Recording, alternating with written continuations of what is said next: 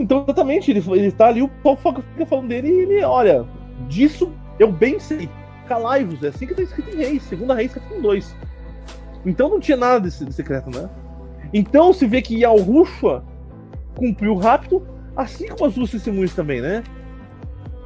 As duas testemunhas que é o Enoch e o Ulial. E engraçado que você fala no teu vídeo anterior, Fernando, que são 5 livros, né? Os livros é Apocalipse de Ulial, que é Apocalipse de Elias, a revelação de Esdras, o Apocalipse de Shaul, Apocalipse de Paulo, é o livro de José o Carpinteiro, e Descida de Yahushua ao Inferno, né? Descida de Cristo ao Inferno, né? Exato. Que são os livros que você tem registrado aí, né? Dois deles eu já fui ver que de fato fala claramente Enoque e Elias. Enoque e Ulial, né? Não tem erro. Bom, com relação aos livros, né, que identificam Enoch e Ulial, no caso Enoque e Elias, como as duas testemunhas, eu até já citei isso em outros trabalhos, né? Eu até já falei bastante sobre isso. Os mais interessantes, que dão uma identificação direta no caso, é o Apocalipse de Elias, né? Que eu já falei bastante sobre ele, eu não vou repetir aqui, porque isso já está relatado em trabalhos meus aí. A história de José o Carpinteiro e a descida de Cristo ao inferno, que são os três mais interessantes, né? Como eu já li o Apocalipse de Elias, já fiz um trabalho sobre ele, eu vou compartilhar aqui a história de José o Carpinteiro e a descida de Cristo ao inferno, para a gente ver o que é dito ali, né? Interessante que a história de José o Carpinteiro, a princípio, veio da boca do próprio Yahushua, né? É o que vai ser dito aqui. Que o livro trata da morte de Yahuzaf, né, que era o pai na carne de Yahushua, né, era o pai na carne, né, no caso o carpinteiro. E vamos ver aqui o que ele diz a respeito das duas testemunhas, que é muito interessante, né? Além de ele confirmar os nomes, assim como está no Apocalipse de Elias, ele ainda confirma várias coisas que estão relatadas no capítulo 11 do Apocalipse da Bíblia, né, a respeito da morte das duas testemunhas. Vamos lá então. No capítulo 31, versículo 7, livro A História de José o Carpinteiro. Haveis citado o caso de Enoque e Elias. Eles, dizeis, continuam vivendo e conservam a carne que trouxeram a este mundo. Olha que interessante, né? Confirmou tudo que é dito sobre o arrebatamento dos dois na Bíblia, né, e nos apócrifos, né? Que Enoque e Elias foram arrebatados levando o seu corpo. O de Ulial, né, Elias, a gente sabe bem, né? E vamos continuar aqui então. Conservam a carne que trouxeram a este mundo. Por que então, em se tratando de meu pai, não lhe permitisse conservar o seu corpo? Então eu digo que, mesmo que houvesse chegado a ter mais de 10.000 anos, sempre incorreria na mesma necessidade de morrer. Mas ainda eu asseguro que sempre que Enoque e Elias pensam na morte, desejariam já vê-la sofrido, a verem-se assim livres da necessidade que lhes é imposta, já que deverão morrer num dia de turbação, de medo, de gritos e de perdição e de aflição. Pois haveis de saber que o anticristo há de matar esses homens e derramar seu sangue na terra, como a água de um copo, por causa das incriminações que lhe imputarão quando o acusarem. Bom, essas incriminações que lhe imputarão quando o acusarem, você pode ler no Apocalipse de Elias, tá? Lá diz o que eles dizem na cara da besta, tá? E ele vai morrer, eles vão morrer por causa disso, na verdade, tá? Então você veja que o Apocalipse 11 da Bíblia fala da morte de duas testemunhas, né, pela mão da besta que sobe do abismo, tá? E aqui está dando o nome dos dois, né? E o nome está vindo da boca do próprio Yahushua, a identidade dos dois, que foram os dois que foram arrebatados no passado para servir de testemunha, né? Na verdade a terra vai estar em juízo, então eles vão ser como testemunhas, né? Vão estar ali confirmando todo o testemunho. Eu já tenho um vídeo sobre isso e conforme for eu deixo o link na descrição desse vídeo aqui, tá? Então vamos agora ler a descida de Cristo ao inferno. E quando entraram pela porta do paraíso, saíram dois anciãos, aos quais os santos pais perguntaram: Quem sois vós, que não vistes a morte, nem descestes ao inferno, mas viveis de corpo e alma no paraíso? Um deles respondeu e disse: Eu sou Enoque, aquele que agradou a Ial e foi trazido aqui por ele. Este é Elias o tesbita.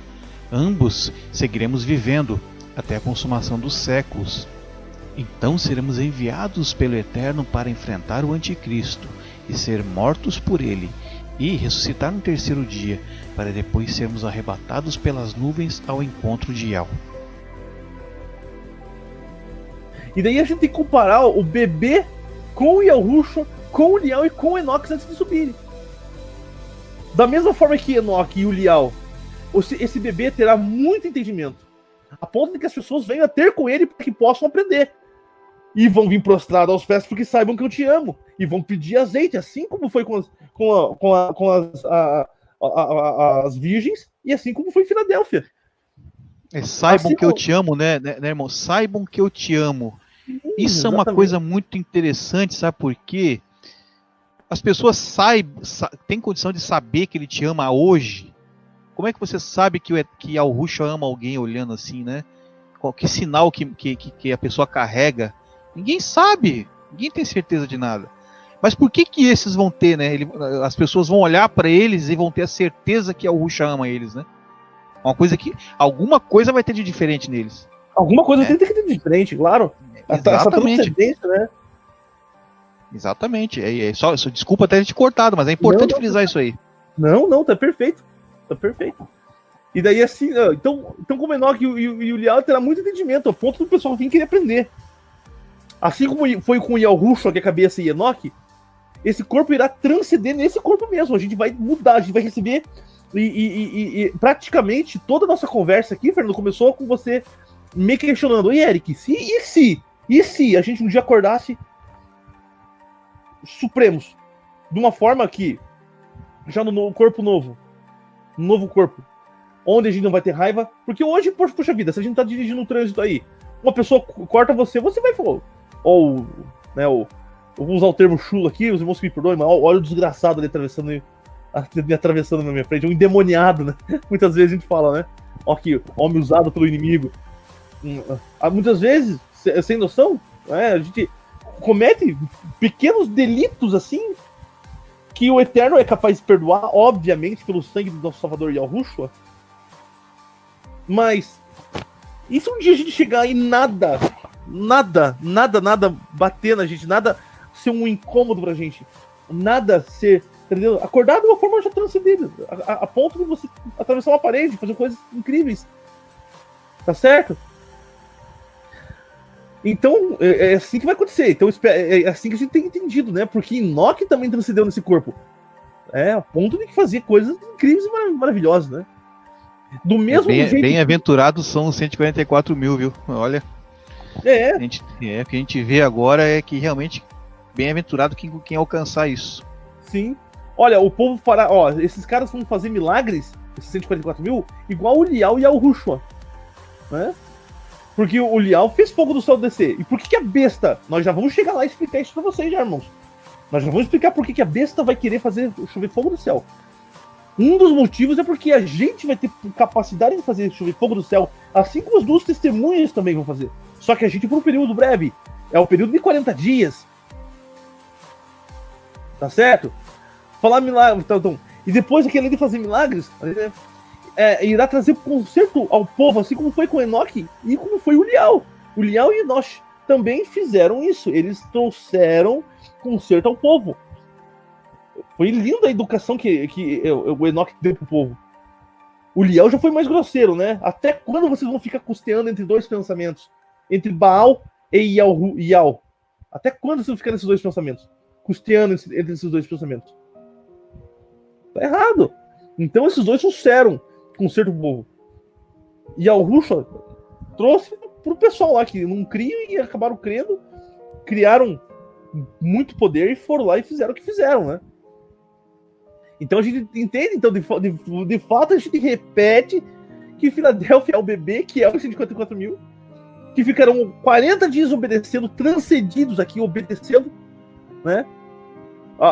Que são as 10 virgens, e que que é os 144 mil, né?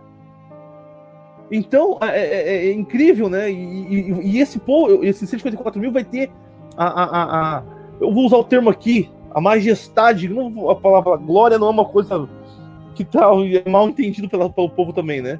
Mas vão ter a mesma majestade do que o Merushua, que é Moisés, e o Enoque tiveram quando transcenderam, né? E vão ficar por 40 dias fazendo, né? Tendo o seu ministério. Por 40 dias, né? Dando trabalhando com o pessoal, com as virgens loucas, né? E repetindo, né? Isso tudo é o que está parecendo ser. Por quê? Eu vou repetir para reforçar. A sombra da cabeça. A cabeça cumpriu tudo isso que a gente está falando. A cabeça é Yahusha. Ele cumpriu exatamente. Nós não estamos inventando nada aqui. Tudo que o Eric está falando aí, esses prodígios, a cabeça cumpriu isso. A cabeça. E as outras sombras do passado, como ele está citando o Liao, cumpriu também. Tá? Então por que o corpo, sendo que o corpo, a cabeça é ligada pela espinha, e a espinha a gente já falou o que é a coluna da menorá como um exemplo, né? Não iria cumprir. É muito estranho se não cumprir, né? Seria muito estranho. E ainda por cima, com a narrativa da carta de Filadélfia, ela deixa entender isso. Exatamente isso. Aliado com os outros textos que a gente está fazendo exercício aqui, né? Com a parábola das virgens. Né? Então é só para confirmar isso aí, para o pessoal não ficar achando que a gente está falando coisa aqui, inventando. Não está inventando, nós estamos emendando as coisas, tá? Para entender. Mas é isso aí, vamos lá, irmão. Beleza. Então é o seguinte, ó. Agora, o que acontece? Teria uma preparação de Satanás para as coisas acontecerem aqui? Eu digo que existe uma preparação para esperar esse pessoal. Vamos lá. Então vamos lá. Para começo de conversa, Merushua e Arão, né, Moisés e Arão, quando foram sair lá do Egito, né, para ficarem 40 anos. Só que daí, como eles erraram, né, era uma viagem que não durou nem 40 dias, ficaram 40 anos no meio do deserto, né? Porque não creram. Porque não crerão, beleza? Eles sair, eles fizeram milagres e maravilhas absurdos. Eles tinham poderes incríveis, né? Merushua chega ali a ponto de que o faraó falou para Merushua: não olhe mais pro meu rosto. No dia que você olhar pro meu rosto, você vai morrer. De ódio que faraó pegou de Merushua, de Moisés. E engraçado que Arão carregava a vara que Moisés tinha pego lá, mas quem carregava era Arão. E ele fazia milagres e maravilhas. E Faraó falava: não, isso eu também faço. Isso aí os meus magos fazem. Chamava os magos deles lá e eles faziam igual, reproduziam, faziam a mesma coisa. Com isto compreenderás que o Senhor é Deus.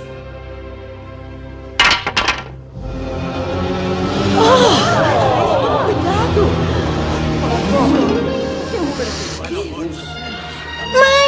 Mãe! Ele fez o cajado virar uma cobra! Nada que ele fizer te causará mal, meu filho.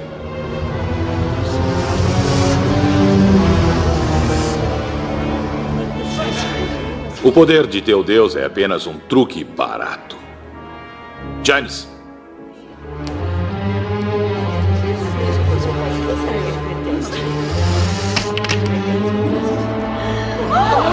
Usam muitas cobras.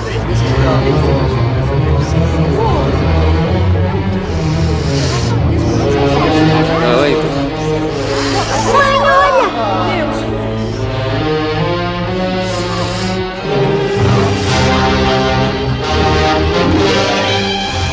James, tu vês? A serpente de Moisés engoliu as outras. Viu aquilo?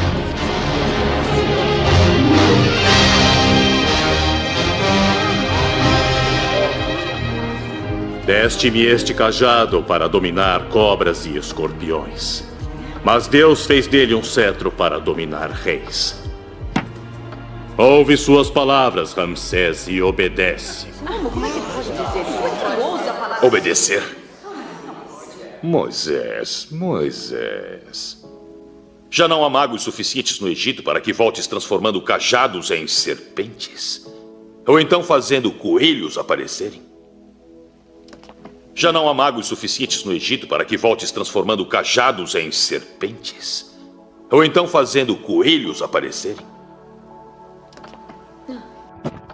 Do jeito que o povo fazia lá, então está sendo feito hoje, porque a gente vai poder fazer milagres e maravilhas a ponto que eles já estão preparando um exército de magos aqui dessa Babilônia, desse mundo, para fazerem. Não, se esses caras fazem milagres e maravilhas, a gente também faz. Tá certo, amados? Então isso é coisa muito importante. Então, e outra, uma coisa que é importante é que, por exemplo, o pessoal de esquerda, né, o pessoal de política, eles ficam falando sobre apropriação cultural. E aquela história, acuse-o do que você faça. Então eles acusam, né, o pessoal de fazer apropriação cultural, mas que ninguém faz mais apropriação cultural do que Hassatan, do que Satanás. Satanás se apropriou de forma nojenta da história de Yahushua, por exemplo. Por exemplo, nós temos lá o Artes, né, na Grécia, 1200 antes do Messias, antes do Messias, né? Que é uma compilação da história que seria de Yahushua. Nós temos o Mitra na Pérsia, também do 1200. Nós temos a história de Krishna na Índia, que é 900 antes do Messias, que segue os mesmos padrões. Nós temos o Dionísio na Grécia, 500 antes do Messias, que segue o mesmo padrão, né? Então, se vejam que os greco-romanos, principalmente os greco-romanos, né, ao qual nós seguimos o padrão social deles, né, eles sempre criaram essa de semideuses, eles sempre falavam de deuses, eles contavam a história de Yahushua, né, da forma deles, né. Então, e esses caras falavam, quando você vê ali uma história de um Hércules, a história de um Perseu, eles falavam de homens que eram super poderosos, homens que iriam fazer grandes coisas, né? Isso era uma apropriação cultural do que nós estamos falando aqui agora. Isso é uma apropriação cultural dos 144 mil, que é o bebê, que é tudo que eu já falei aqui, tudo que nós estamos falando aqui. É o tá corpo certo, do mano? Messias. Eles vão ter Messias. as mesmas atribuições do Messias, né? Sendo que o Messias ele é a cabeça e eles são o corpo, mas eles têm as atribuições do Messias. É o que tudo leva a entender, né, Fernando? E assim, exatamente. Não teremos. É que nem assim, né? O que é mais importante, a cabeça ou o resto do corpo? A cabeça. Se a cabeça perdeu. Se tira o teu fígado, você demora um pouco pra morrer. Se tira um rim, por exemplo, você consegue, você não vai ter a mesma performance, mas você vai conseguir viver. Tirou o teu coração, BO, já era, morreu. Né? Tira uma perna, você vive. Você vive. Então tem órgãos vitais que são mais importantes do que uma perna, por exemplo. Mas a perna... Tem pra que você ter perna se você não tem um coração? Ou você não tem um pâncreas? Ou você não tem um fígado? Ou você não tem um estômago? Ou você não ter tripa? Não tem pra que você ter perna. Se você ter tudo isso e não ter uma perna, até passa batido. Mas aí você não pode fazer as coisas de uma forma certa, né? Então é isso que você tem que entender o que é o corpo do Messias. A cabeça é Yahushua, o próprio Messias. O corpo é os 144 mil e os membros é o resto do povo. Nós iremos explicar isso depois. Porém, amados, a gente vai passar um pouquinho pela lei agora. Eu quero que os irmãos abram comigo em Salmos 82 e o verso 6. E por favor, irmãos, não pensem que a presunção do que isso aqui que a gente está falando agora, não pensem que a gente está pensando aqui, olha, os caras estão se achando, que tem muita gente que vai falar que a gente está se achando, mas por sorte a gente tem o hábito de... Não é pra... bando de covarde, vocês tiram os comentários, né? Porque não querem ouvir o contrário. Não, é porque a gente não quer ouvir briguinha, né? A gente não quer ouvir discussãozinha, leve trás. Essas coisas não é pra gente. Então, Salmos 82, verso 6. Eu disse, vós sois deuses, e todos vós filhos do Altíssimo. A palavra Deus aqui, ela está manipulada, é óbvio. Né? Vocês são todos seres, filhos do Eterno. Vocês são todos seres supremos, se é que eu posso falar assim. Aonde mais isso se repete, hein, amados? Aonde mais? Os irmãos lembram? Quem que mais fala desse assunto? Respondeu Yahushua: tenho mostrado muitas obras boas precedentes do meu pai. Então, lembrando que ele falava do pai aqui com um filho para explicar como que nós temos que nos comportar. Os três são um, é a mesma coisa. Beleza. Ou tem um ser supremo maior que é o pai e o filho. Colossenses fala que Yahushua é a expressa imagem de Yah. Então, um é o outro. Esse corpo do Eric aqui é a expressa imagem daquilo que mora na minha cabeça, que é o Eric. Eu não tenho como separar o Eric, espírito do Eric, e o corpo do Eric. Quando isso acontece, eu tô morto. Então, parem de separar os dois. É dois que podem ser divididos com um. Na verdade, são três, né? Na verdade, tudo na natureza é três, né, amados? Todas as características que nós encontramos das leis da natureza, você encontra também no Deus das Escrituras. Porque Ele é o autor das leis. E Ele colocou nas leis algumas das suas características. Que interessante. Nunca tinha ouvido isso. Não somente isso, as pessoas vivem perguntando, falando assim, mas todas as religiões por aí dizem que o Deus delas é que teria criado o universo, a vida e tudo mais. Eu falo, isso não é possível. Porque é muito fácil provar quem é o Criador. Por exemplo, vamos analisar a natureza de uma forma geral, tá? Tempo, passado, presente e futuro, 3 em 1. Espaço, largura, altura, profundidade, 3 em 1. Base da matéria, que são os átomos, prótons, nêutrons e elétrons, 3 em 1. Base dos prótons e dos nêutrons, 3 quarks em cada um deles. Estados básicos da matéria, sólido, líquido e gasoso. Quem estuda música tem melodia, harmonia e ritmo. Você encontra 3 em 1 em todo lugar. Da onde vem a ideia de 3 em 1?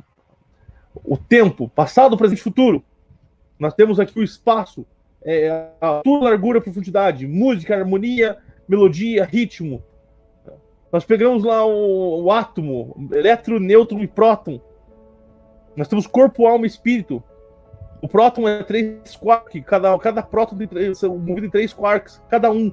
É sempre 3 em 1. Eu não sei que o pessoal fica falando, querendo separar Yah de Yahushua do espírito. Ou às vezes até, ou às vezes anular, né? Ou às vezes, inclusive, anular, pior, né? Tem uns que anulam realmente, né? É verdade. Então vamos continuar aqui, o 32 aqui. Então, boas precedentes do meu pai. Por qual dessas obras me apedrejais? Por qual dessas obras me apedrejais? Lembrando com relação ao pai que ele fala para acho que é Tomé, né? Olha, viu, Messias, nos mostre o pai. Como nós podemos chegar ao pai? Daí ele fala, eu tenho andado com tenho andado com vocês esse tempo todo. Vocês ainda não me viram? É porque é o mesmo camarada, é a mesma pessoa. Mas tudo bem, vamos continuar. Os judeus, no verso 33, os judeus responderam dizendo-lhe: não apedrejamos por alguma obra boa, mas pela blasfêmia. E é isso que a gente está fazendo aqui, Fernando. Pelo que o pessoal vai entender, que muita gente pode entender que a gente está blasfemando. Mas a gente não quer fazer isso, que a gente só está, tentando mostrar as coisas aqui. Estamos lendo o que está escrito, né? Sim. Sendo tu homem, te fazes um criador, se fazes Yah a ti mesmo. Então nós estamos fazendo aqui, nós de Yah aqui, a gente não está querendo ser como Yahushua, a gente só está lendo, só está analisando o que foi, não é que a gente, que aconteceu na nossa cabeça aqui de ler, né? Verso 34, respondeu-lhes Yahushua: não está escrito na vossa lei, eu disse, sois deuses, ou seja, sois seres supremos? Pois se a lei chamou seres supremos deuses, aqueles a quem a palavra de Yah foi dirigida, a escritura não pode ser anulada. Aquele a quem o Pai deu a majestade para a salvação, ou seja, santificou e enviou ao mundo, vós dizeis blasfema, porque disse, sou filho do próprio Yah. Não faço as obras do meu Pai. Se não faço as obras do meu Pai, não me acrediteis. Mas se faço e não credes em mim, crede nas obras, mas para que conheceis e acrediteis que o Pai está em mim e eu nele. Daí os caras procuravam prendê-lo, né? E outra vez, mas ele escapou-se de suas mãos. Então vamos lá. Então, do jeito que o pessoal da Grécia, o pessoal lá de Roma falavam de semideuses, Eles apropriaram, já era história, isso já era conhecido desde o início. Haviam os titãs, né? Haviam de fato os gigantes, né? Que é que, como diz Enoque, que o pessoal fala que. Tem um pessoal que fala cada coisa por aí, mas Enoque fala que são filhos dos anjos caídos, que ficaram com as mulheres, com as filhas dos homens, né? Que se relacionaram com as filhas dos homens, mas dizem por aí que é filho de outras pessoas. Não adianta entrar nesses detalhes também, né? Enoque, é claro, os caídos vieram fazer filho, e daí criaram os gigantes. Vamos lá. E daí, olha, então para você entender que nós somos seres divinos, sei que eu posso falar assim, seres supremos, assim como Yao é. Então eu quero convidar vocês agora para poder mostrar que isso não é uma invenção nossa. A gente não está inventando isso, a gente não está tirando os dedos de trás da orelha. Eu quero que os irmãos leiam comigo Apocalipse 13, tá? Daí ele tá falando sobre o que eu me pus sobre a do mar, eu vi sobre a besta, que tinha cabeça, 10 chifres, aquele papo que os irmãos já conhecem. Daí o verso, vamos pular pro verso 4, eles adoraram o dragão, deu o poder só a besta. Lembrando que o dragão não é a besta vem só 3 anos e meio no final. A besta é João Paulo II. Estamos cansados de falar isso. A besta, ela sobe do abismo, e ela está subindo do abismo. Ela está subindo debaixo da Vática, do Vaticano. Vamos continuar. Verso 5. E foi-lhe dado uma boca. Então a besta recebeu uma boca, ó, para proferir grandes coisas blasfêmias. Ela trocar, ela falar uma coisa que não é. Ela vai mentir, ela vai blasfemar. E deu-se o poder para agir por 42 meses. Então a besta só vai agir por 42 meses. Vamos continuar. Verso 6. E abriu a sua boca em blasfêmia contra Yao. Contra Deus, tá aqui contra Deus, mas contra Yao. Ele já tá uma blasfêmia aqui já. Para blasfemar do seu nome. Yao, o Rim. Do seu tabernáculo. Quem que é o tabernáculo? Quem que é a coluna desse tabernáculo? O tabernáculo no corpo humano, irmão, é justamente onde fica o peitoral do sacerdote. É o peito onde entra o ar, né? Onde o tabernáculo onde entrava a presença do Eterno. E é o peitoral. É o peitoral. Ó, respirando, ó. Entra no meu peito, entendeu? Esse é o tabernáculo. Vai blasfemar do tabernáculo, cara. E dos que habitam no céu. Continua aí, não vou te cortar, não. Mas eu vou fazer adendos aí. Vai lá. Porque continua. O espírito é o ar. Porque o espírito não, fica tranquilo. Porque o espírito é o ar. Né? Com o sentido só do nome do Rushua. Acabou, cara. Você tá mutilando esse nome.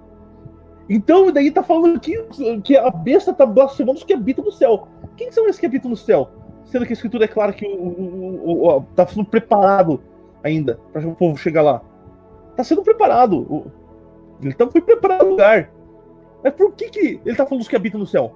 Porque os 144 mil já foram arrebatados. Já foram arrebatados. E daí que entra Satanás fazendo milagres e maravilhas, fazendo descer fogo do céu. Exatamente o que as duas testemunhas fizeram no capítulo 11 de Apocalipse.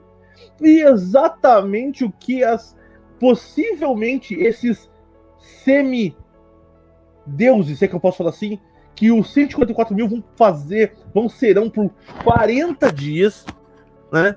E esses farão milagres e maravilhas, a ponto de que o povo falar assim, não, agora nós sabemos que o Eterno ama vocês. Assim como é dito lá em Filadélfia. Assim como nós entendemos a conversa das 10 virgens, né? A história das 10 virgens. Né? E esse sendo o corpo do próprio Eterno, os habitantes do céu que já estão lá, que ainda vão descer como o Messias, na forma de 144 mil, e que daí que vão batalhar contra a besta, né? E é o Rushua batalhando contra a besta, né? Tá certo? Então era de quem que eles estavam blasfemando aqui, então? Dos que habitam no céu, dos que já subiram. Tá certo, Fernando? Certíssimo. Exatamente isso daí, você vê. Olha a característica principal da obra do iníquo, né? É abrir a boca em blasfêmias contra o Supremo e para blasfemar do quê? Do seu nome. Mas como pode, né? A gente pensa assim, né? Como pode? Como pode? A gente sabe que Roma é a besta, né? Roma é o dragão, é a besta, no caso o iníquo levanta. A gente sabe tudo isso. Mas como ele vai blasfemar de Jesus se Jesus, por exemplo, é a base, é a espinha da igreja deles, né? Vamos dizer assim. Então ele está falando de quem? Ele está falando de uma nova mensagem. Ele vai blasfemar contra uma nova mensagem que está vindo. Né? Ele vai blasfemar do tabernáculo, que é o peitoral, que são 144 mil, e vai blasfemar dos que habitam no céu. É isso aí.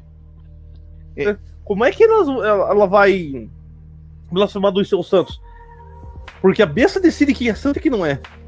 A igreja católica decide quem é santo e quem não é. Quem é, né? Então ela já blasfemou lá, mas ela vai blasfemar de novo. Ela falou, esses caras não eram isso tudo. Esses caras não eram, eu faço mais do que eles.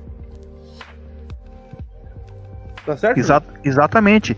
Ele vai tentar sobrepujar, tanto que a vinda do Inico, né? A vinda do Inico, que vai ser através de uma falsa ressurreição, e vai ser o rei da Babilônia, né? Ele é o rei da Babilônia. Isso aí, eu não sei como é que as pessoas conseguem tirar de Roma essa, sendo que está profetizado no próprio livro de Daniel lá, que é o Quarto Império, né? O Quarto Império é o Império Romano, sempre foi, sempre será até o final, né? Vamos dizer assim, até que a Rússia venha e elimine. Exatamente, ele vai se levantar justamente como uma forma de querer tentar destruir, né, essa mensagem que vai ter nascido, que vai estar sendo testemunhado pelas testemunhas, confirmada por eles, e esse evento vem para tentar se colocar acima disso. É o que está escrito aí, exatamente isso aí, irmão.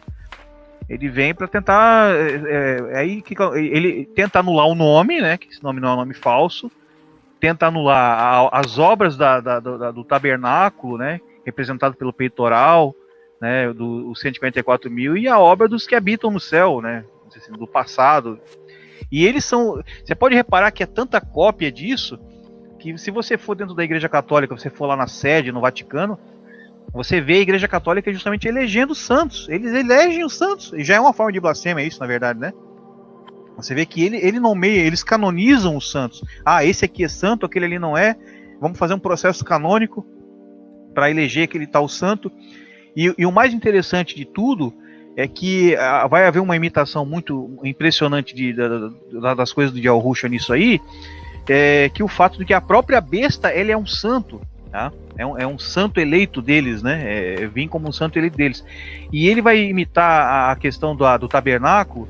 E a gente cansou de falar aqui que o tabernáculo, ele é a primícia, né? O tabernáculo, o Yahushua, o nome, né? O nome, a blasfemar do seu nome, ó. O nome é a primícia, é Yahushua. O tabernáculo é a primícia, é Yahushua. E ele vai blasfemar disso porque vai ser o primogênito ressurreto de Roma. Houve alguma ressurreição em Roma até hoje? Nunca houve, né? Então a imitação, vai ser uma falsa ressurreição, né? Onde Satanás, segundo confirmado pelo profeta Yoshiao, né, Isaías, na seção de Isaías, ele entra num corpo de um rei desse mundo, tá? Para imitar Yahushua, mas numa falsa ressurreição, porque o corpo é de uma pessoa, mas o espírito que está dentro é um espírito imundo, um entendimento imundo, né?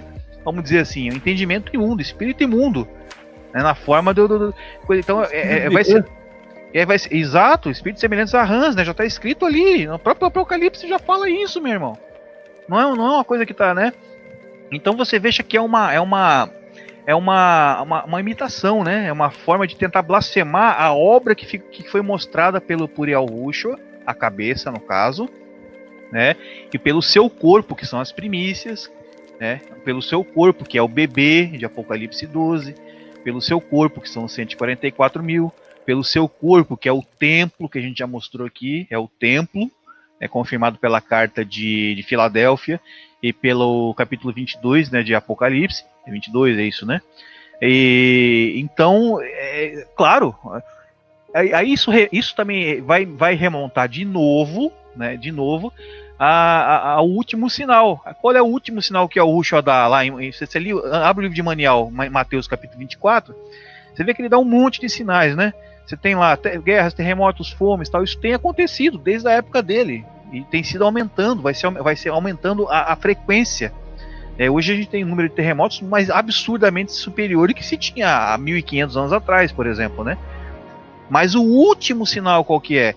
E essa mensagem do reino vindouro será pregada em todas as nações. E essa mensagem não está sendo pregada hoje. Qual é o nome que é louvado? Qual é a mensagem que é dada? Você pode ver, acabamos de falar agora, qual é o dízimo que eles ensinam que é o dízimo. Então não é essa mensagem, a mensagem vai vir agora. Essa mensagem vai vir agora. E essa mensagem está atrelada justamente a isso, ao nome, que é o que a besta blasfêmia, ao seu tabernáculo, que é o que a besta vai blasfemar, tá? E aos que habitam no céu, que é o que a besta vai blasfemar. Então essa mensagem está vindo agora, vai vir agora. Não vai vir, não veio ainda, ela vai vir. E um desespero, né, do inimigo, e também como uma operação do erro, como o Eterno disse que vai mandar, avisado pelo Shaul, né, em 2 Tessalonicenses, capítulo 2, vai vir essa operação do erro, né, já como uma forma de tentar destruir essa mensagem, né, e vão chegar ao ponto de aí que cumpre de novo a questão da coluna no menorá, né, a coluna do menorá, que é a espinha, né, dorsal do governo, de a besta decapitar as pessoas. Esse é o sentido da decapitação. Você cortar da espinha, né? Você tirar. E como ele não tem poder no entendimento, né? De agir no entendimento, quando o entendimento está estabelecido, ele não consegue. Aí age no físico, porque o reino da besta é um reino físico, né? Totalmente. Tanto que a marca dele, que é o nome dele, a marca da besta é o nome dele. Tem um nome dele gravado num sentido espiritual, vamos dizer assim. Você consegue calcular lá 666. E a gente já sabe que de onde vem essa procedência que é do chip, né? Então é tudo imitado. E qual que é o selo do Eterno? Quem são os selados? A gente acabou de ler. O selo do Eterno é o seu nome na testa. E os selados são os 144 mil. Então é disso que a besta está blasfemando aqui. Do tabernáculo, 144 mil. Tá? Do nome, Yahushua. Tá? Dos que habitam no céu, a massa, né, Eric? Como você falou. A massa. Sim, na verdade já é nome que ele está blasfemando. O pessoal que está habitando no céu por esse período de tempo já. Exato. Porque é muito bonito. Uma coisa que eu queria comentar aqui, Fernando, que você falou que a mensagem, né? E pela misericórdia do Eterno, o Eterno usou, né? Nossa, para poder entender o capítulo 10 do Apocalipse, que fala ali que tem um anjo. Que a visão de Yahuhanan, ele vê ali o anjo, ele tá com um pé na terra, um pé na água, e daí ele fala, olha, ele vai estar com um livrinho. O que tiver nesse livrinho, você vai engolir, vai comer. Só vai abrir no final dos tempos. E importa que seja pregado mais uma vez a todos os povos, nações e línguas. Então eu repito o que o Fernando acabou de falar aqui, né? Que vai ser pregado de novo, mas que mensagem é essa? É a mensagem pregada pelos 144 mil. Que quando o pessoal receber azeite, receber o entendimento dos 144 mil, que vão estar fazendo coisas maravilhosas, que daí o pessoal vai ter que se humilhar e pedir desculpa aos 144 mil, que não estão aí ainda, hein? Tá? Não, os 144 mil não apareceram ainda. Tá certo? Quando eles aparecerem, esses 144 mil, o pessoal vai ter que pedir desculpa por 144 mil. Vão ter que se prostrar, né? A gente vai ter que se prostrar perante os 154 mil. E a gente vai entender que o Eterno ama os 154 mil. Esse pessoal entendeu a mensagem. Esse pessoal sacou a ideia. Porque hoje, exato, se a gente chega a falar, retorna a repetir. Se a gente chega a falar pro pessoal, o pessoal não vai querer ouvir. Então quando você vê ali o anjo com o livrinho dando pra Yahuhanan, e Yahuhanan come o livrinho, é doce na boca, porque falar de Yahushua é muito bom. É amargo no ventre, por quê? Na barriga, por quê? Porque o bicho vai pegar aqui, não vai ter comida, não vai ter nada, vai ter só dificuldade aqui. Vai ser gostoso na boca, porque vai estar perto já do fim, amargo no ventre, porém, vai ter que ser pregado de novo. Apocalipse 10 e 11, leia o Apocalipse 10 inteiro, porque os irmãos chegam com calma, os irmãos vão entender o mistério agora. Porque se é um mistério, daí até eu lembro que quando eu entendi isso daí, eu falei, irmão Fernando, não sei se foi de propósito, mas o anjo do Apocalipse 10, ele cumpriu a tua vinheta, porque a vinheta que o Fernando sempre usou, né, desde os vídeos antigos, é um leão rugindo lá, e do nada tem os trovões, né?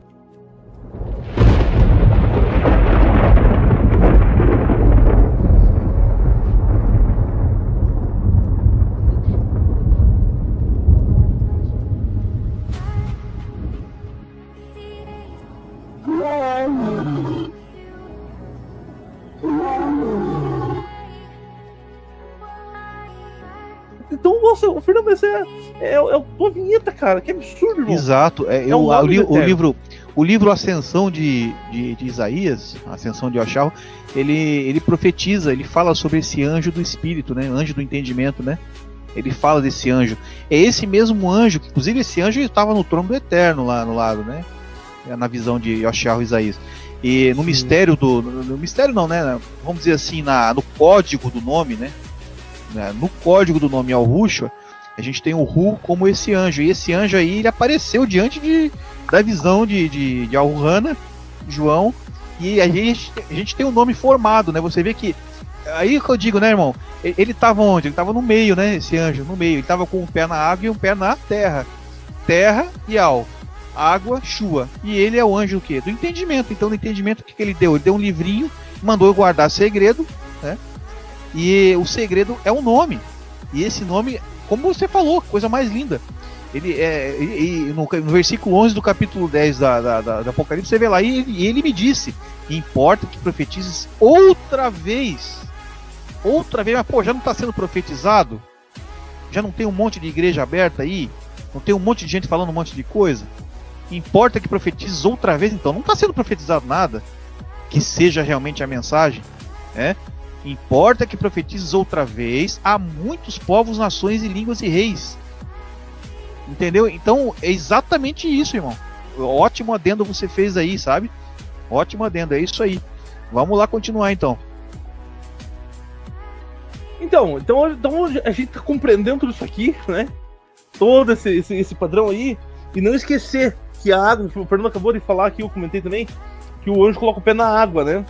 Então você vê Ial sendo conectado ao Shua, que é a multidão, através do seu entendimento, através do espírito. Como ousam blasfemar do espírito? Baseado no que ousam blasfemar do entendimento? Então o povo, olha, o povo é assim, o povo vai ter que morrer pela mão da besta, né? A água das multidões, né? Não esquecer que vamos lá dar um pulinho ali, eu quero que os irmãos dêem uma olhada comigo, em Apocalipse 6 e 9, porque o povo vai aprender dos 154 mil. O povo vai ser conectado ao próprio Ial através dos 154 mil. Ah, mas que presunção toda é essa? Né? Quem você pensa que é para falar uma coisa dessa? Não, é assim que está escrito. Tá certo, amados? É assim que está escrito. Então você pega ali Apocalipse 6 e verso 9. Apocalipse 6 e 9. E havendo aberto o quinto selo, vi debaixo do altar as almas que foram os mortos por amor da palavra de Ial e por amor do testemunho que deram. E clamando com grande voz, dizendo: até quando, ó verdadeiro dominador, não julgas e vingas o nosso sangue dos que habitam sobre a terra? Até quando, então? Não vai julgar? Por favor, julgam. E foram dadas compridas vestes brancas, e foi-lhes dito para que repousassem ainda um pouco tempo, até que completasse o número dos seus conservos e seus irmãos, que haviam de ser mortos como eles se tornaram. Então o primeiro pessoal que morreu, vai ter que ter um pessoal também morrer aqui. E daí é que a gente vai, né, pro Apocalipse, no capítulo 7, quando os irmãos veem ali o capítulo 7, verso 9. Então ele fala das duas testemunhas, não, desculpa, ele fala dos 154 mil, e no verso 9 ele fala aqui: e depois dessas coisas eu olhei, acabou. E eis que aqui uma multidão, a qual ninguém podia contar. Não tem como contar, é água. Tem como contar água? Tem como contar Shua? De todas as nações, tribos e povos e línguas que estavam diante do trono e perante o Cordeiro, trazendo vestes brancas e com palmas nas suas mãos, e clamavam com grande voz, dizendo: salvação ao nosso Eterno, que está sentado sobre o trono, e ao Cordeiro. E todos os anjos estavam ao redor do trono e dos anciãos, e dos 4 animais, e prostraram-se diante do trono sobre os seus rostos, e adoraram ao Eterno, dizendo: amém, aminal, né? Louvor e majestade, sabedoria e ação de graças e honra e poder e força ao nosso Eterno, nosso Ial, para todo sempre. Aminal. Daí um dos anciãos me falou, dizendo: esses são os esses que são vestidos de vestes brancas, quem são? E de onde vieram? E eu disse-lhes, repetindo o que está ali no capítulo 6 e 9, tá certo? Do Apocalipse. E eu disse: Senhor é uma forma educada de falar aqui, não vou entrar no termo de Baal aqui, porque isso aqui vai dar muito trabalho, sabe? tu sabes. E ele disse-me, esses são os que vieram da grande tribulação. É o Shuá. É o complemento que nós temos de Yao, na pessoa de Yahushua. Nós temos o Hu, que vai ser cumprido pelos 144 mil. E nós temos o Shuá. Aqui agora. Esses são os que vieram da grande tribulação. E lavaram as suas vestes e branquearam no sangue do Cordeiro. E o mais lindo é que tá na ordem, né? Serve do dia e de noite do seu tempo. O mais lindo é que tá na ordem, né? Tá na ordem isso aqui. E aquele que está sentado cobrirá com a sua sombra. Nunca mais terão fome. E o resto os irmãos podem continuar lendo aí. Então, nós temos Yao, nós temos Hu e nós temos Shuá. E por isso que o Hu vai ter o trabalho, né? Vou usar o termo trabalho aqui, que de ensinar o Shuá. Porque a conexão entre entre o Yao e o Shuá é o Hu.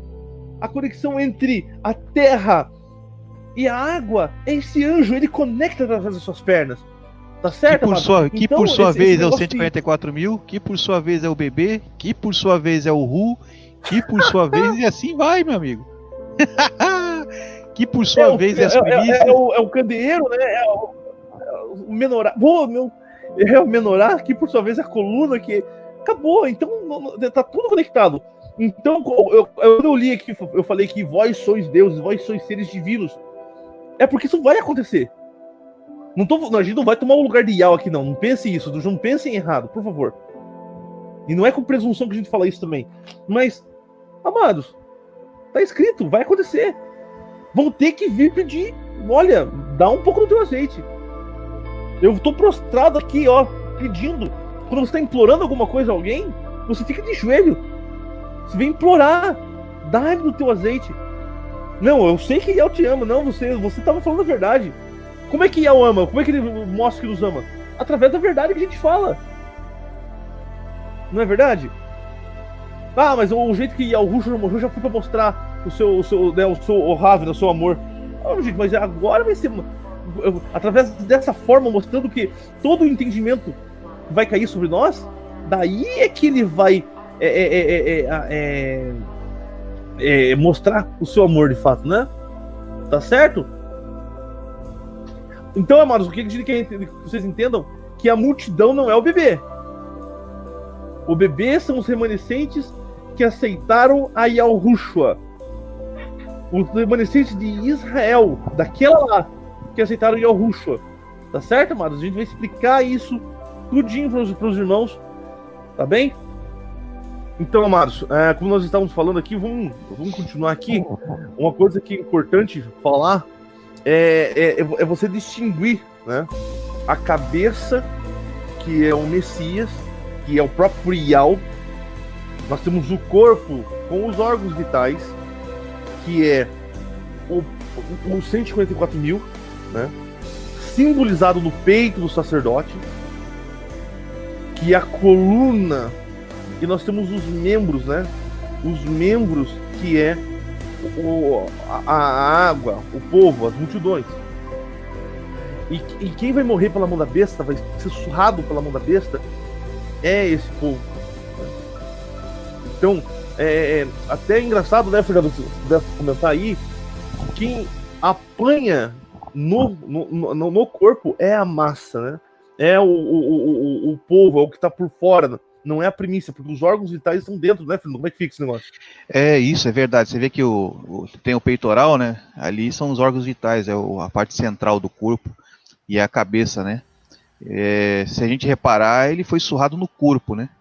E o corpo não são os órgãos vitais, né? É o resto da formação do corpo, aquilo que é usado para que você trabalhe, né? Vamos dizer assim. E foi ali que ele apanhou. Ele foi surrado no corpo, ele não foi surrado nos órgãos vitais, senão ele teria morrido já na hora que estivesse apanhando, né?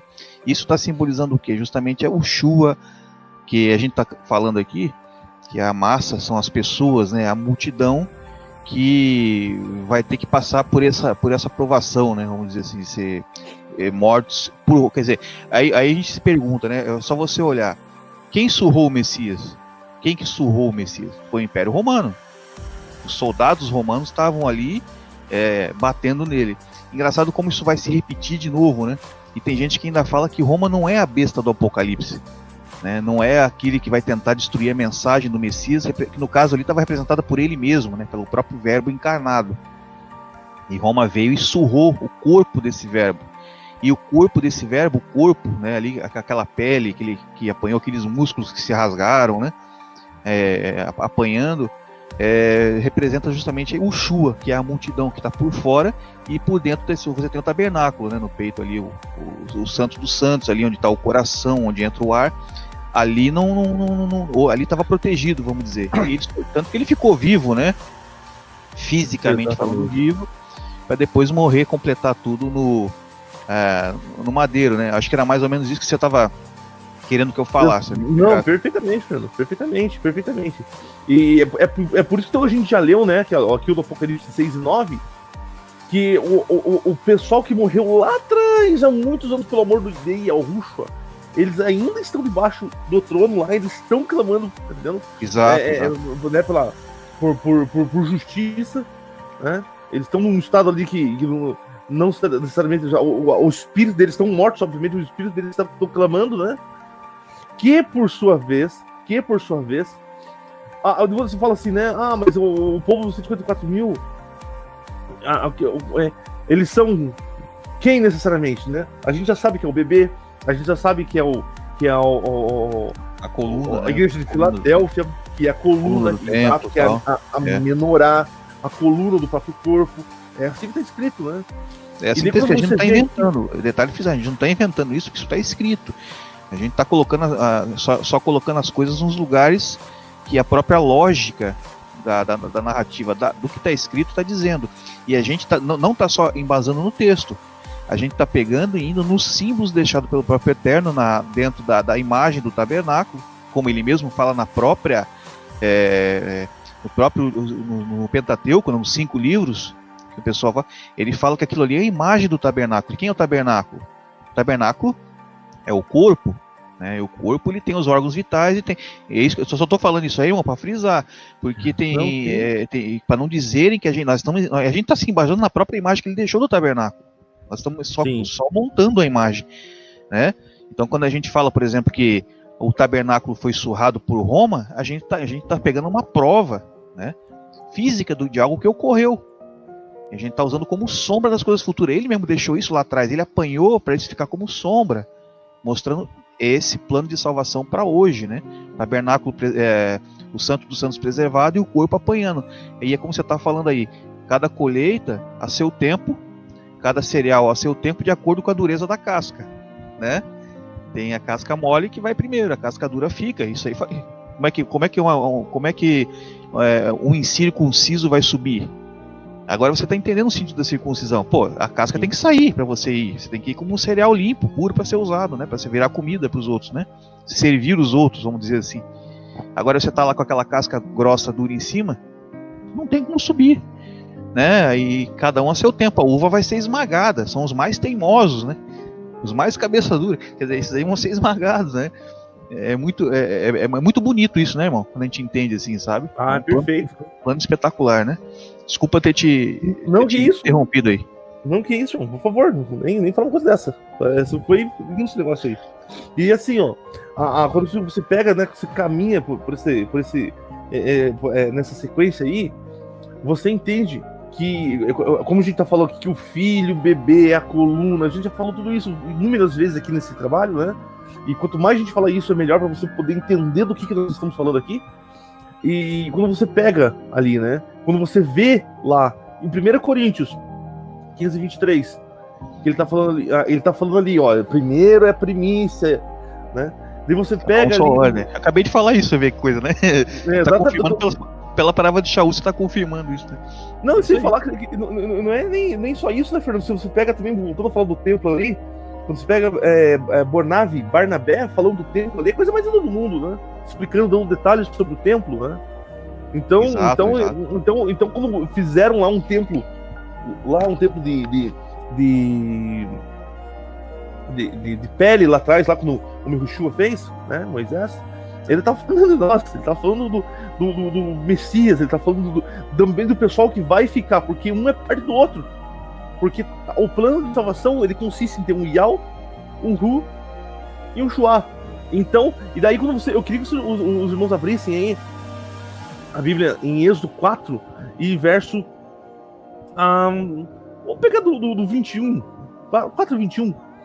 E disse Iau a Mehushua: quando voltares ao Egito, atenta que faças diante de Faraó todas as maravilhas que eu tenho posto na tua mão. Mas eu lhe endureci o coração. Então endureceria o coração. Então era proposital, o Eterno endurecendo o coração do pessoal propositalmente, para que não deixe o povo ir. 22. Olha essa aqui. Quem que é esse bebê varão? Quem é esse bebê primogênito? Quem é esse bebê que nasce, né? É 12 mil de cada tribo. E é interessante que fosse 12 mil de cada tribo de Israel.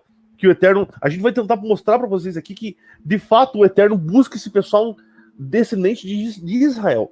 Mas qualquer um de nós podemos... Eu vi um estudo mostrando que você tem 18 trilhões de possibilidades, Fernando. Não é brincadeira. 18 trilhões de possibilidade de ser um filho de Abraham.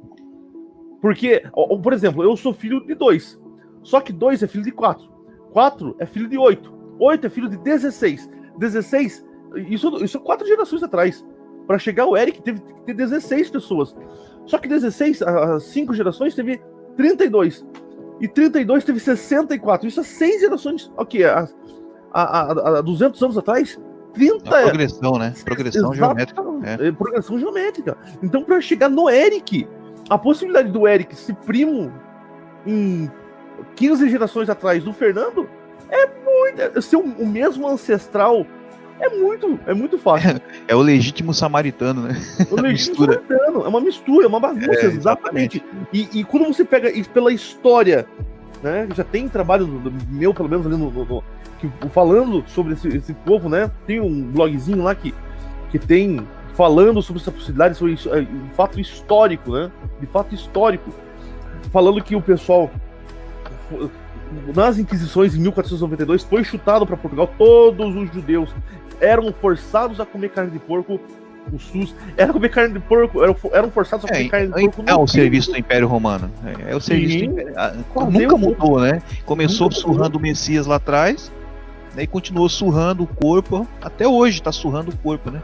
Dando carne de porco. O SUS, Jesus, né? E daí quando você vê tudo isso acontecendo, quando você vê todo esse padrão acontecendo, você vê que o pessoal foi chutado para o Brasil, que Brasil, se você muda ali, corta a letra B e vira uma letra E, você tem a palavra Israel, só que o Brasil no hebraico é Brasil, que é ferro, né? É uma palavra hebraica, Brasil é uma palavra hebraica. Por que Brasil é uma palavra hebraica? Se pergunta para o professor de história, não, Brasil é uma palavra indígena. Não, Brasil é uma palavra hebraica. Isso é um absurdo, né? Então, quando você vê essas coisas, você vê que o pessoal de Israel está aqui no Brasil. É uma continuação. Não só aqui no Brasil, mas como na América toda. América do Norte, Central e do Sul. Só que principalmente no Brasil, porque no Brasil e a América do Sul que é a representação da mulher, né? Então isso aí, por isso que o Brasil tá grávida, né? A gente entende, espiritualmente falando, que o Brasil tá grávido, né, nesse momento, né? Então, é aqui que entra a continuação do texto que eu tô lendo, que é Êxodo 4. Você pega agora o verso 22 comigo. Então dirás a Faraó: assim diz Yahurim, Israel é meu filho, meu primogênito. Então estão vendo aqui que é o bebê que vai nascer? É esse bebê, o bebê varão, a primícia, o primogênito. Nesse caso, é o próprio descendente de Israel. E a gente vai ter mais coisa para ler ainda. Vamos ler o 23? E eu tenho dito: deixar ir o meu filho para que me sirva, mas tu recusaste deixá-lo ir. Eis que eu matarei a teu filho, o teu primogênito. Né? Então daí, quando você vê isso aqui, você entende de fato que Israel é o primogênito do Eterno, né? Então, e que é o dízimo. Então, se o Fernando quiser falar mais um pouquinho aí do dízimo, lembrar, né, do Melquisedeque, fica à vontade, Fernando. O dízimo, os dízimos de Melquisedeque, aquela passagem do vaso que a gente falou um pouco antes aí, né? Nós já falamos, sim. Pois é, você vê que aquilo ali é uma coisa que tem que ser frisada toda hora, né? O dízimo de Melquisedeque. Até porque, eu não sei se é a hora da gente falar isso, Você vê que dentro da análise que você tem dentro do que fala de Melquisedeque na Bíblia, né, Melquisedeque, diga-se, Morri Tzodok, quer dizer, Morri de Morriu, Rei Supremo, né? Quer dizer, Tzodok vem de Tzadik do moderno, que é justiça, o Rei da Justiça. Qual é a visão que se tem de Melquisedeque da Bíblia? De que ele recebeu dízimos de despojos, né, de uma batalha que houve entre Abraham lá e os reis de Elã.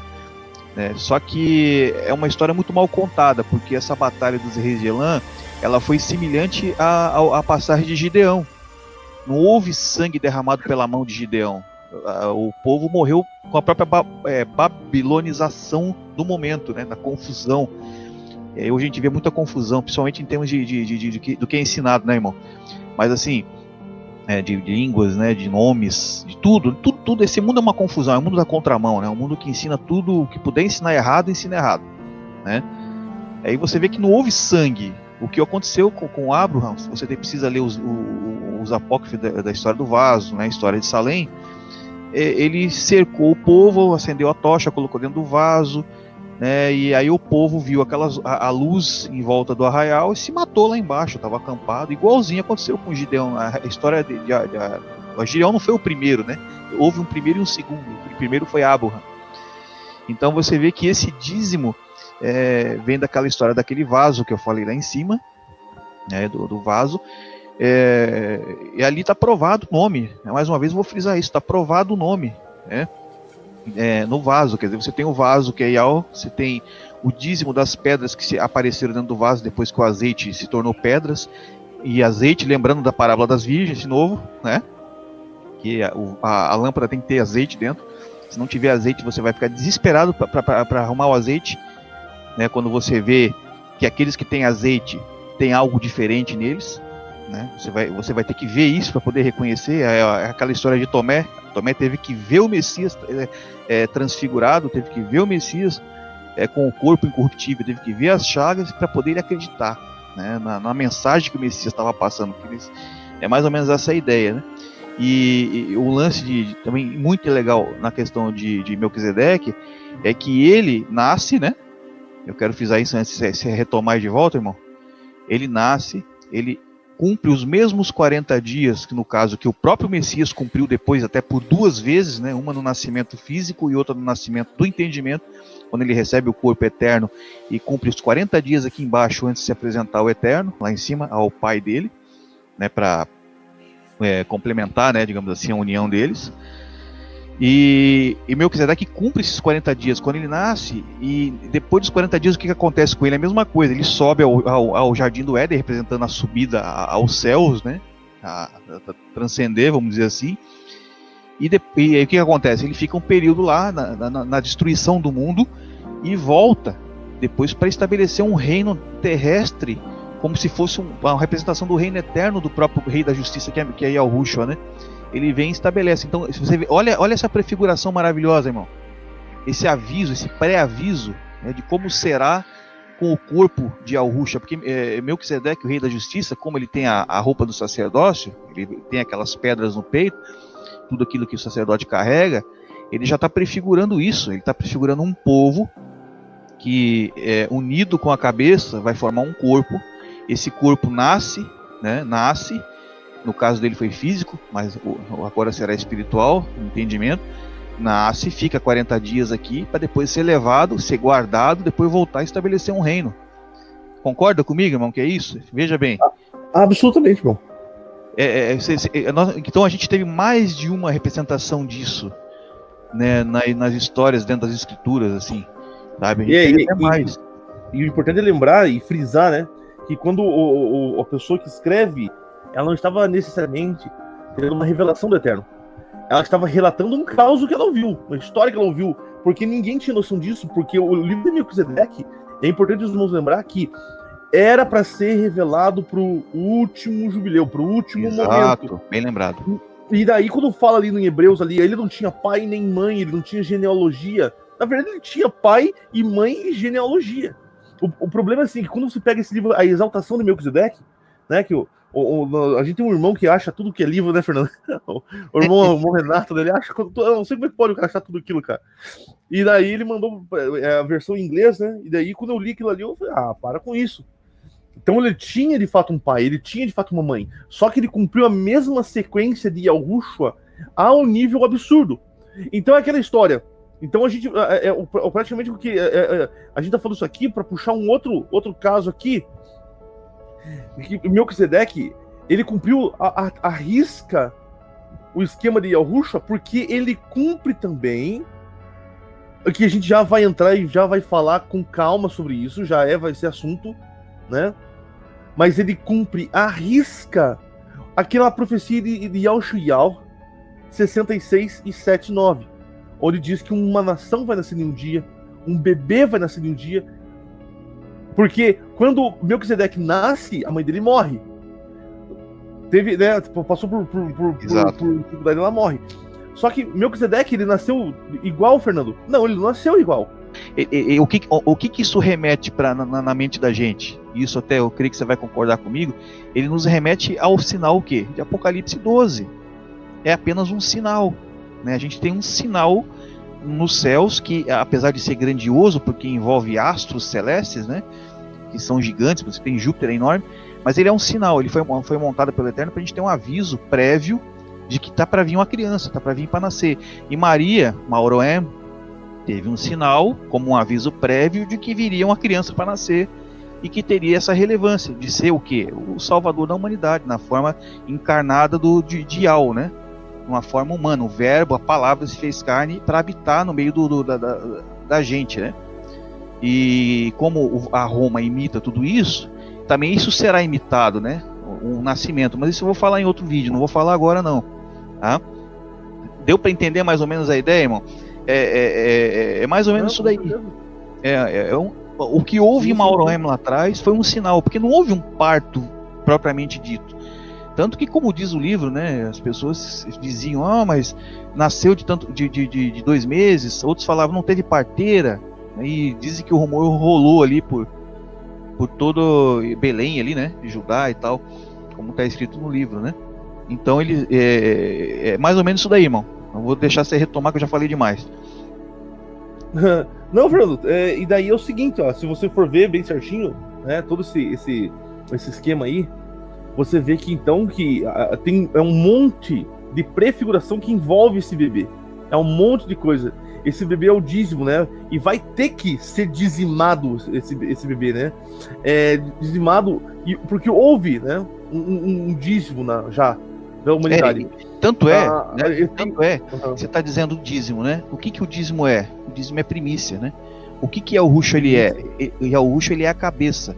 E ao mesmo tempo, o que ele é? O primogênito dos mortos, né? Ele é o primeiro nascido, ele é a primícia dos mortos como cabeça. Então haverá uma primícia também com relação ao seu corpo, né? Mas pode continuar aí, eu te cortei, mas é isso aí. Não, que isso, irmão. E daí eu tenho aqui, ó, e quando você for ver, né, 60 milhões de pessoas, por exemplo, morreram na Segunda Guerra Mundial. 60 milhões no total, isso é uma estimativa, né? Só que morreu cerca de 6 milhões de judeus. 6 é 10% de 60. 6 milhões é 10%, suponhamos assim, né? Dos 60 milhões. Então você vê que Israel já foi dizimado uma vez. Satanás, ele quer imitar tudo.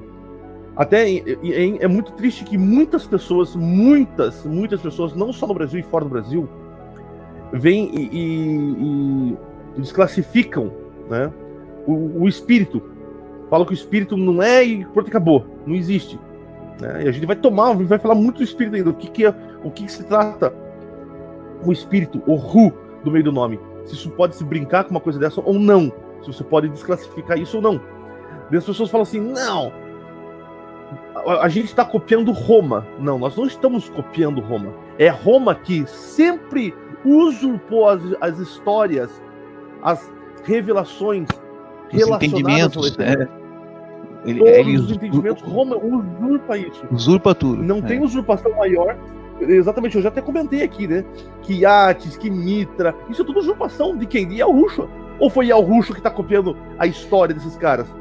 Então você vê que usurpa tudo, né? Ele usurpou os semideuses. Eu tô usando o termo semideuses aqui para os irmãos poderem fazer relação com a história. Mas ele usurpou as pessoas, os seres que seriam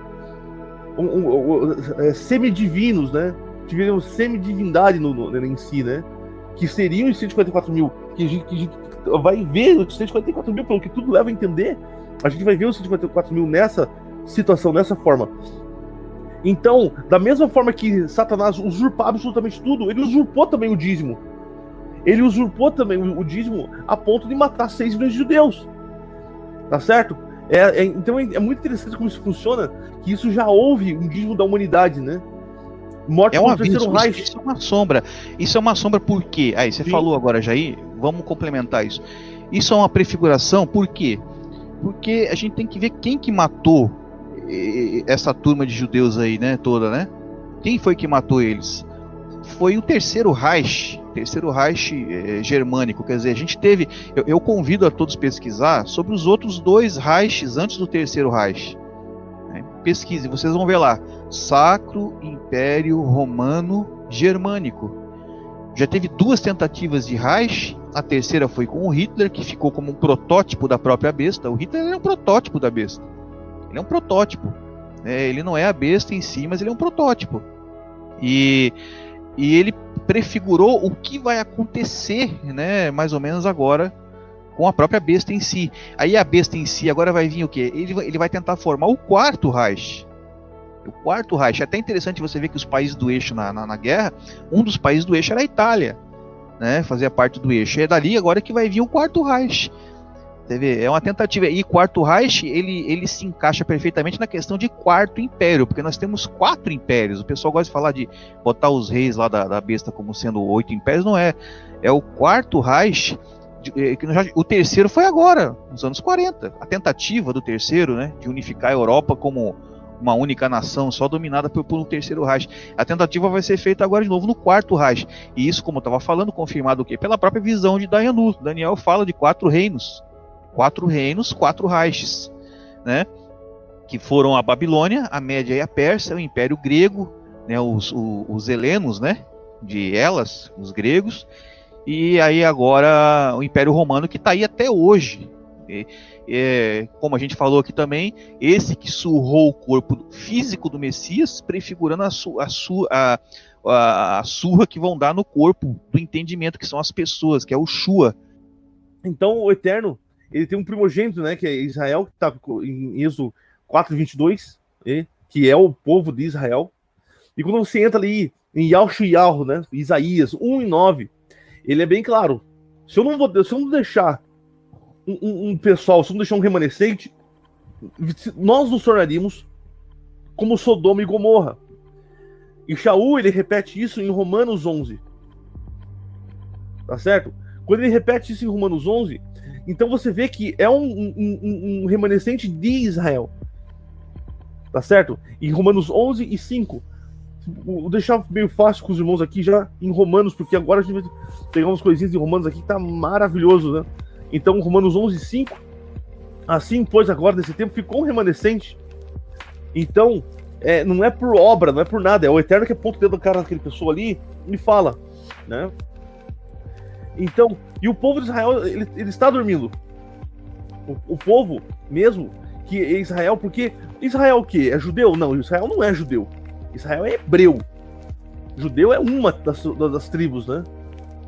Então, é assim, o bebê que vai ser arrebatado, né? A humanidade está louco por esperar por esse remanescente de Israel. A humanidade, ela aguarda de uma forma absurda, né, o nascimento dos filhos do Eterno. Desse pessoal está em dores terríveis de parto, vamos dizer assim. Dores de parto, sim. E quando você pega, e como eu falei para vocês aqui, irmãos, vamos focar em Romanos. Eu quero que os irmãos abram Romanos 8:19. Romanos 8 é lindo, que praticamente Romanos tudo fala disso, né? Romanos tudo fala da lei do Espírito, né? A lei do Ru. Então, eu sei que tem muitas pessoas, e inúmeras pessoas, que falam que é 2 só que existem, mas não. Existe o terceiro, existe o Ru. né? O espírito, o Ruha Hodshua, né? Que no hebraico moderno é Hal Hagadesh. E daí fala aqui, ó, Romanos 8,19, porque a ardente expectação da criatura espera a manifestação dos filhos de Ial. Então, a humanidade, ela tá de fato com dores de parto. A humanidade, ela quer ver esses... Usar um termo aqui, não entendam errado, irmãos, não é com presunção que a gente fala isso, não é para falar que a gente... Não é isso. Mas a humanidade espera pela manifestação desses caras que vão fazer milagres e maravilhas, a ponto de que o pessoal que não creu, que fala, que não andou no espírito, vai ter que vir pedir azeite, vai ter que prostrar os pés e falar, olha, como eu já falei, né, aqui, vai pedir desculpa, olha, me perdoe, desculpa, a gente errou, a gente quer entender agora. É o ministério dos 144 mil fazer isso, porque o negócio se perdeu. E quando o 144 mil faz isso, né, o povo que é o Shua, então nós temos o Yao, já foi, que é o próprio Yahushua, nós temos o Ru, que é o espírito, o pessoal que vai ter o espírito de uma forma absurda, e daí vai ter a manifestação do Shua, que é o povo, a multidão, é a multidão que vai fazer o estrago na terra e vai fazer obras, maravilhas, né, incríveis, né, que vai ter um ministério maior que o do próprio 144 mil, que vão morrer pela mão da besta, que é a parte da pele, os membros de Yahushua, né, apanhando, né, e se tornando assim um pão ázimo, né, repetindo as festas, né, porque vai ter que ser repetido as festas, vai ter que ser repetido a Páscoa, né. Até a gente já vai chegar no ponto, talvez a gente vai falar um pouquinho sobre a possibilidade de agora ser uma Páscoa o rapto, né? Que o corpo do Messias é um cordeiro que vai... O cordeiro era o templo, né? É o corpo do Messias, junto com o próprio Messias. Vai ser o cordeiro, o pão ázimo que vai tirar o pecado do povo, que vai tirar o erro do povo, que vai tirar o fermento colocado pelos fariseus no povo, e em seguida vai ter as primícias, cumprida pelos 144 mil, né? E depois, em seguida, vai ter o Pentecostes, que é o descer do Espírito do Pai. E daí, voltamos a falar de Ushua e de Ulial. Fernando, como é que é tu? Ah, que bom que você puxou essa aí, viu? Você fala, é o que ele quis dizer. Tudo indica, né? Eu vou repetir o que você falou, tá? Pra frisar bem. Que vão, Claro. as festas, primeiras festas, vão se cumprir no resto do corpo. A gente falou isso antes, né? A Sim. cabeça é ligada pela espinha, né? E o que a cabeça cumpre, o que a cabeça comanda, o corpo vai atrás, né? Você não deixa a tua cabeça em casa e o corpo vai trabalhar. Isso não existe, né? Então é uma coisa unida.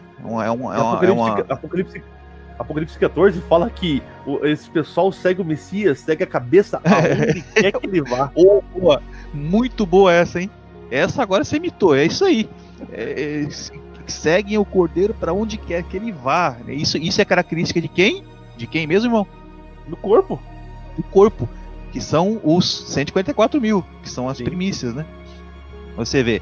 Então, a cabeça vai seguir. Então você está dizendo, haverá uma transformação. Você acabou de falar, possível Páscoa. É uma grande possibilidade. Não estamos afirmando nada que é, mas é uma grande possibilidade, tá?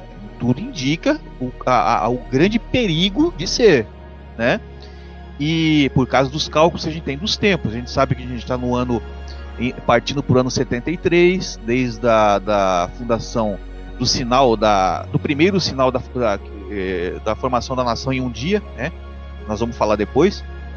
E agora 73 anos vai fazer ano que vem, e nós sabemos que 80 não chega, né? Então tem que tomar muito cuidado com isso que a gente está falando. Então o que vai haver? Vai haver um cumprimento da Páscoa, quer dizer, no caso da transcendência do corpo, né, do 144, é o que a gente está supondo, né?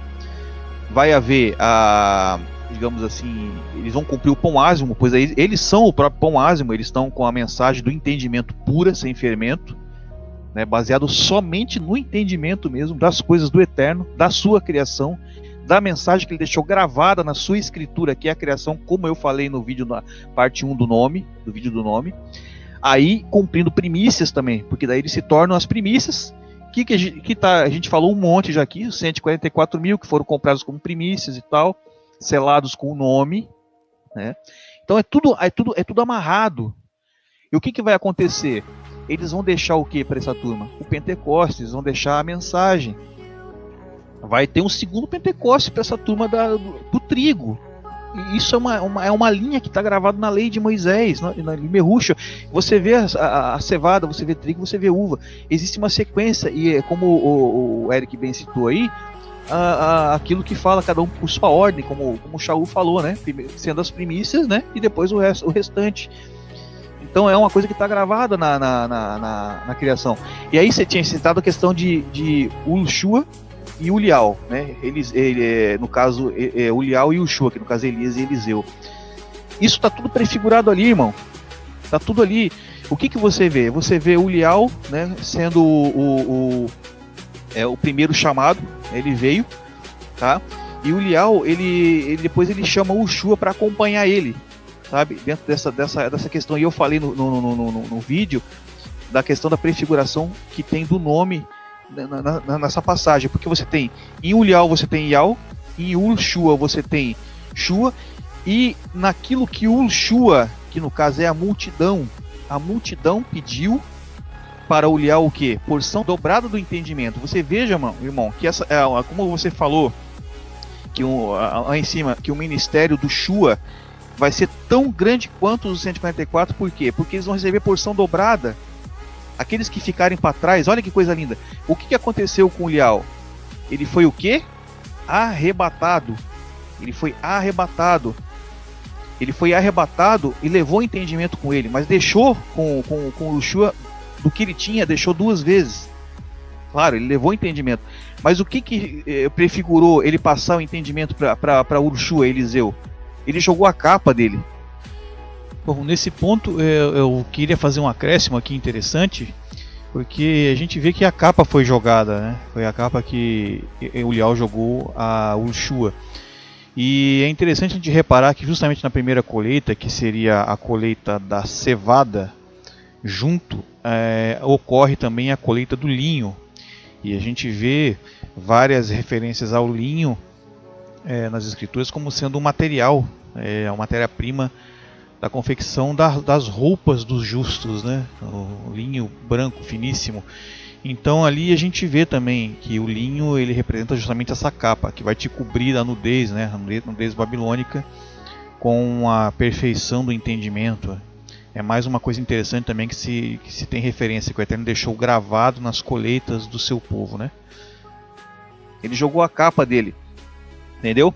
E você veja que todos sabiam desse arrebatamento, tanto que eles chegavam ao ponto de falar: você sabe que teu mestre vai subir? Você está sabendo que o teu mestre vai subir, né, Ushua, né, Eliseu? Você está sabendo? Ao ponto dele chegar e mandar eles se calarem, né, irmão? Mandar eles chegar a um ponto de: cara, fica quieto aí porque eu estou sabendo, calai-vos, né? Que eu estou sabendo. Então, o que isso está mostrando? Está mostrando uma ciência. As pessoas vão saber quando isso vai acontecer. As pessoas vão saber que ele vai subir. Não vai ser uma coisa oculta, escondida. E não só o próprio Ushua sabia, como os filhos dos profetas sabiam. Os filhos dos profetas sabiam disso. E ficavam ainda falando para ele. E ele falou: não, como vive a tua alma, né, como vive a alma, eu não vou te abandonar. Ele ficou agarrado com ele até ele ver. E aí ele falou: ó, se você... Aí que eu quero entrar num ponto que eu falei no vídeo, do nome, na parte 2, se não me engano, do nome. Eu falei: se você me ver subindo, você precisa me ver subindo, entendeu? Aí você vai receber a porção dobrada do meu entendimento. Então o que isso está dizendo? Que Shua, a multidão, o trigo, as uvas que vão ficar, eles vão ver a cevada subir, a primícia. Monta aí para ver certinho. A primícia vai subir, eles vão ter que ver, o trigo vai ter que ver a primícia subir. E o que vai acontecer quando a primícia subir? Ele vai ficar para trás? Vai, mas o ministério dele vai ser maior, porque ele vai receber duplo entendimento. Se você está achando bonito essas coisas que a gente está falando, entendeu? Eu não sei se eu vou subir. Eu posso ser um Ushua. O Eric também pode ser um Ushua. Como a gente pode ser um Ulial e subir. Como a gente pode ser um Ushua e ficar. para mim, indiferente, porque se for para receber duplo entendimento, quem comanda isso é o Eterno. Aí eu repito as palavras do Messias: afasta de mim esse cálice, se for possível, né? De eu ser um Ushua, mas que seja feita a tua vontade, não a minha.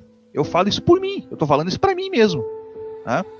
Que seja feita a tua vontade, Yahushua, mas não a minha. Mas se puder, afasta de mim o cálice de ser um Ushua. Eu prefiro ser um Ulial, eu prefiro subir. Eu gostaria de subir, eu teria o desejo de subir, mas que seja feita a tua vontade, porque eu sei também que se eu ficar, o meu ministério será maior. Veja que está tudo gravado. E o que é o símbolo dessa capa que o Ulial ele joga para o Ushua? Ele representa aquilo que te cobre o corpo, né? É o entendimento, é a tua veste. É como se fosse aquela veste branca que a Yahushua fala que as pessoas vão ter. A veste branca é um símbolo do entendimento sobre você. Você está limpo. Você se esbranqueceu, você foi esbranquecido. Ele fala que as pessoas vão ser alvejadas, né? Esbranquecidas pela tribulação. Uns pelo entendimento apenas, que são as primícias, e outros pela tribulação. Vão ter que apanhar, vão ter que levar chicotada de Roma, como ele levou lá. Entendeu? Então, uns vão ser embranquecidos apenas pelo entendimento, mas outros não. Então, essa capa representa isso. É o entendimento que cobre. Ele joga 2 vezes isso para o Ushua.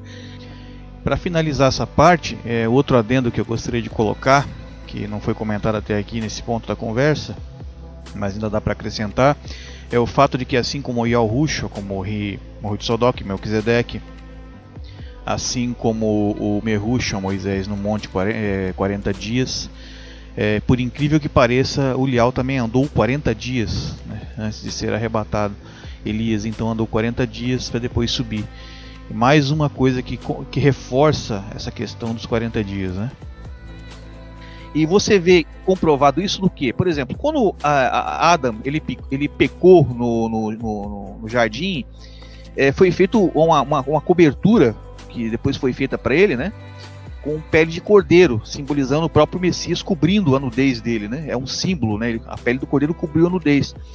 E tanto é que isso tinha um símbolo, era um simbolismo tão grande na época deles, apesar de ser físico, mas tinha um valor prefigurativo, a sombra, né?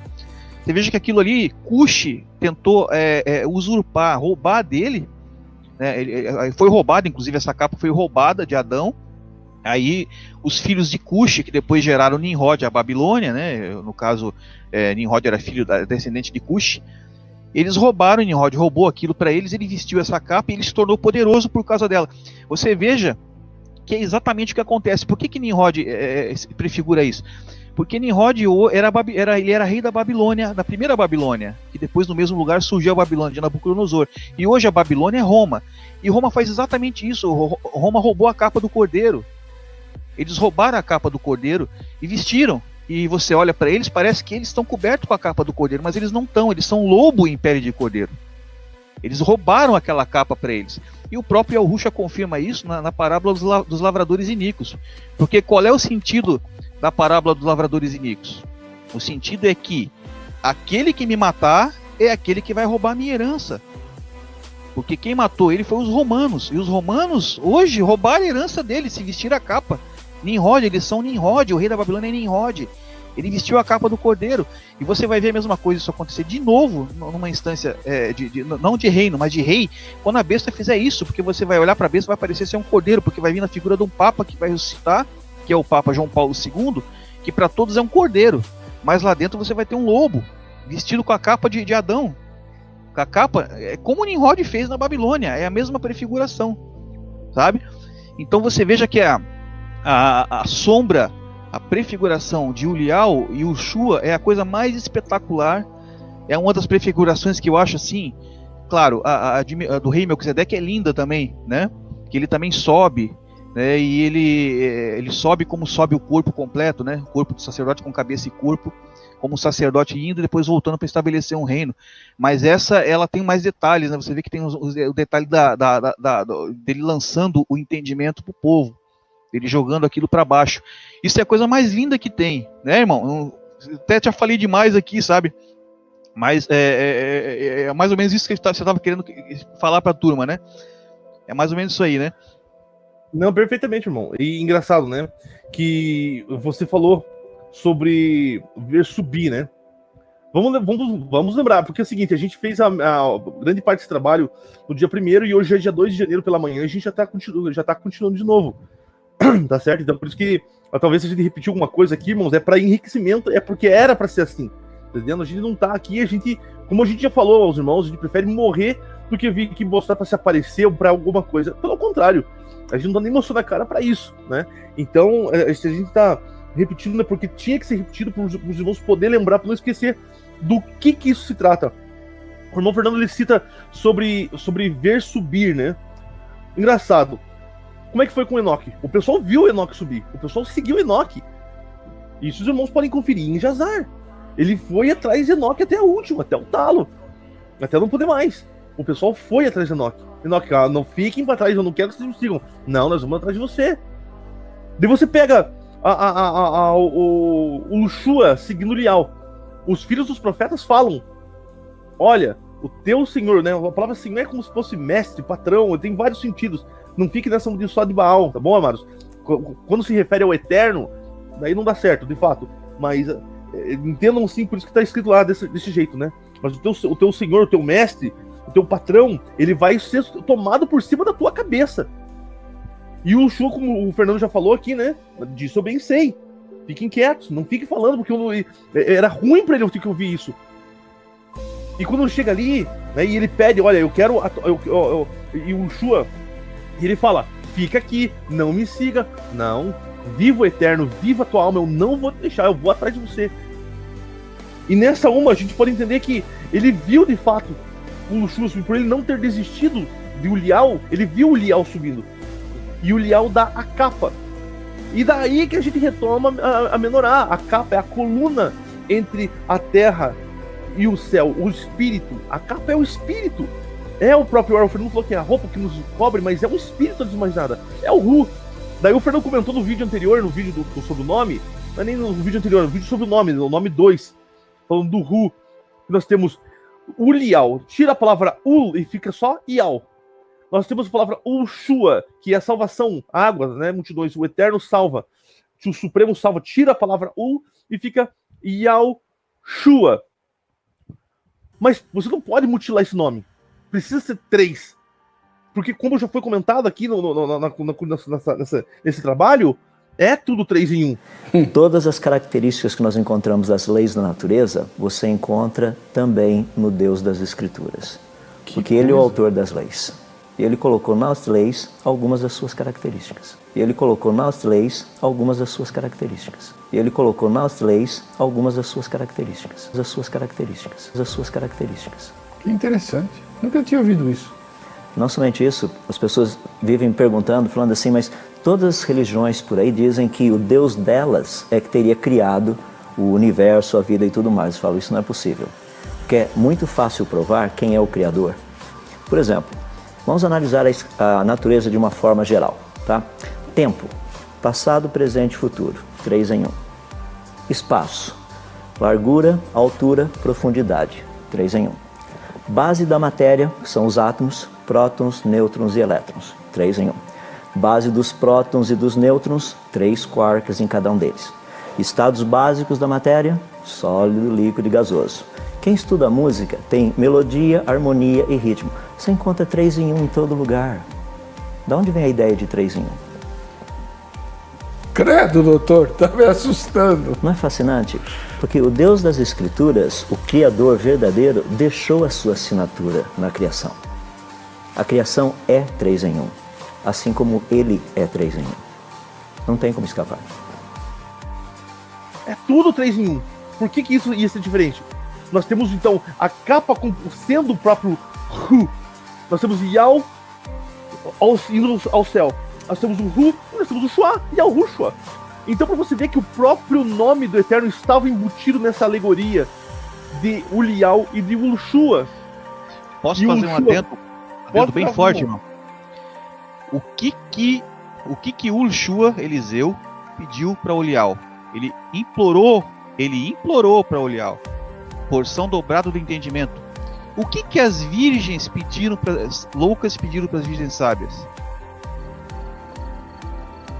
Por favor, dai-nos de vosso azeite. Nossas lâmpadas estão se apagando. Não, Seja caso que nos falte a nós e a vós. E diante aos que o vendem, comprai para vós. Meu amigo, é a mesma história, é a parábola aí, é a mesma sombra, é a mesma prefiguração. É por isso que a gente está falando. A lâmpada, as que estão com a lâmpada vazia vão pedir para as cheias, entendeu? A gente é a mesma coisa. Quebra-cabeça, né? A gente só tá montando quebra-cabeça. E daí você vê que o Shua, ele é o cara que vai contra a mulher. Ele é o cara que vai contra a mulher que se desprofetiza. A ponto de que quando ele tem tanto poder, que quando Jezabel vê ele, né? Ela se joga, ela se mata, ela não quer saber de lidar com ele, não tem como lidar com ele.